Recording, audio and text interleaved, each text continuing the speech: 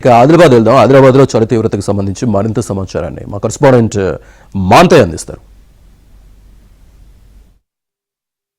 ఉమ్మడి ఆదిలాబాద్ జిల్లాలో పొగమంచు దాటికి ప్రజలు తీవ్ర ఇబ్బందులు పడుతూ ఉన్నారు. మొత్తం కూడా ఓవైపు చలి, మరోవైపు ఎదురుగాళ్ళు. పొగమంచు దాటికి మనం చూస్తుండవచ్చు. ఇది 63వ నెంబర్ జాతీయ రహదారి, నిజాంబాద్ టు జగదల్పూర్ హైవే, అటు నాగ్పూర్ హైవే రెండు కలిసే చోటు. ఇక్కడ మనం ఇక్కడ చూస్తుండవచ్చు వాహనదారులు లైట్లు వేసుకొని ఉదయం తెల్లవారుజామున దాదాపు 7:30-8 అయినా కూడా లైట్లు వేసుకొని వాహనాలు నడపాల్సిన పరిస్థితి కనిపిస్తుంది. మొత్తం కూడా హైవేలన్నీ కూడా స్తంభించిపోయిన పరిస్థితి కనిపిస్తూ ఉంది. వాహనాలు ఖచ్చితంగా కూడా హెడ్ లైట్ లేకుండా వాహనాలు తిరగలేని పరిస్థితి మనకు కనిపిస్తూ ఉంది. హైవేకి సంబంధించి మనం చూస్తుండవచ్చు నిత్యం వేలాది వాహనాలు రాకపోకలకు సంబంధించి హైవేలో ఈ సింగరేణి కార్మికులు తప్ప మిగతా వాహనాలు, భారీ వాహనాలు ఏం కనిపించలేని పరిస్థితి మనం చూస్తూ ఉండవచ్చు. వాస్తవానికి జిల్లాలో గత 2 రోజులు కూడా ఉష్ణోగ్రత రాష్ట్ర స్థాయిలోనే కనిష్ట ఉష్ణోగ్రత నమోదవుతున్న పరిస్థితి. మొత్తం కూడా ఆ వైపు చలి దాటికి ప్రజలు తట్టుకున్నా కూడా ఈ పొగమంచు దాటికి మాత్రం ఉదయం 9 కూడా పొగమంచు వేయడం లేదు. ఇటు మైదాన ప్రాంతాలతో పాటు ఏజెన్సీ ప్రాంతాల్లో కూడా ఇదే పరిస్థితి కనిపిస్తూ ఉంది. ఎవరి దాదాపు ఒక 10 మీటర్ల దూరంలో ఎవరు కనిపించని పరిస్థితి మనకు చూస్తూ ఉండవచ్చు. మొత్తం కూడా హైవే ఫ్లైఓవర్ బ్రిడ్జ్ పై మనం చూస్తుంటే ఫ్లైఓవర్ బ్రిడ్జ్ పూర్తి స్థాయిలో కూడా కనబడిన పరిస్థితి. ఇక్కడ నుంచి 100 మీటర్ల దూరంలో ఉన్న ఫ్లైఓవర్ బ్రిడ్జి మనకు కనిపించని పరిస్థితి మనకు చూస్తూ ఉండవచ్చు. అటు 44వ జాతీయ రహదారిపై ఇదే పరిస్థితి ఉంది.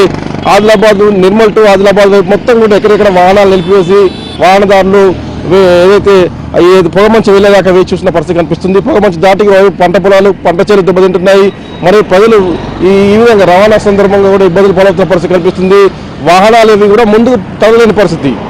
మొత్తం కూడా ఈ వాహనం మనం చూస్తే రహదారి మొత్తం కూడా మనం చూస్తుండవచ్చు. మొత్తం కూడా ఏదైతే వాహనాలు లేని పరిస్థితి మనం చూస్తూ ఉండవచ్చు. మొత్తానికి కూడా గత 2 రోజుల నుంచి కూడా తీవ్రమైన పొగమంచు ఉంది. దీనివల్ల తీవ్ర ఇబ్బందులు పడుతుందని చెప్తున్నారు. ముఖ్యంగా ఉదయం పూట పనులకు వెళ్ళే సింగరేణి కార్మికులు కావచ్చు, ఇతర ఉద్యోగులు కావచ్చు, పనులకు వెళ్ళి ఎవరైనా కూడా ఈ పొగమంచు వల్ల ఇబ్బందులు పాలవుతున్నారు. గత 2 రోజుల నుంచి యుద్ధ పరిస్థితుంది. రాబోయే 2-3 రోజులు కూడా పొగమంచు తీవ్రత ఉంటుందని చెప్పి కూడా అధికారులు చెప్తా ఉన్నారు. మొత్తానికి కూడా జాతీయ రహదారులు కూడా స్తంభించిపోయిన పరిస్థితి. అటు గ్రామీణ ప్రాంతాల్లో అంతర్గత రహదారులు కూడా మొత్తం కూడా ఏదైతే మంచు దాటికి తడిసిపోయిన పరిస్థితి. వర్షం కురిస్తే ఏ విధంగా ఉంటుందో మంచు ప్రభావం వల్ల గ్రామీణ ప్రాంత రహదారులు కూడా అదే విధంగా ఉండే పరిస్థితి మనం చూస్తూ ఉండవచ్చు.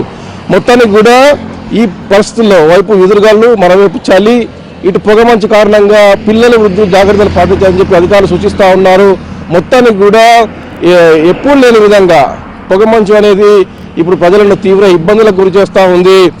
మొత్తానికి అటు ఉమ్మడి ఆదిలాబాద్ జిల్లాలోని ఆదిలాబాద్, నిర్మల్, మంచిర్యాల, ఆసిఫాబాద్ అన్ని జిల్లాల్లో ఇదే పరిస్థితి మనం చూస్తూ ఉండవచ్చు. ఉదయం 9 గంటల వరకు కూడా ఇదే పరిస్థితి కొనసాగుతుంది. ప్రజలు మాత్రం చాలా జాగ్రత్తగా వెళ్ళాలి. అత్యవసరం అయితే తప్ప ఉదయం పూట బయటకు వెళ్ళొద్దని చెప్పి కూడా అటు అధికారులు, పోలీసులు సూచిస్తూ ఉన్నారు. ఖచ్చితంగా ప్రమాదం జరిగే అవకాశం ఉంటుంది కాబట్టి జాగ్రత్తగా వెళ్ళాలని చెప్తా ఉన్నారు. ఇది ఇక్కడ పరిస్థితి. శ్రీనివాస్తో మాంతయ్య, ఈ ఆదిలాబాద్.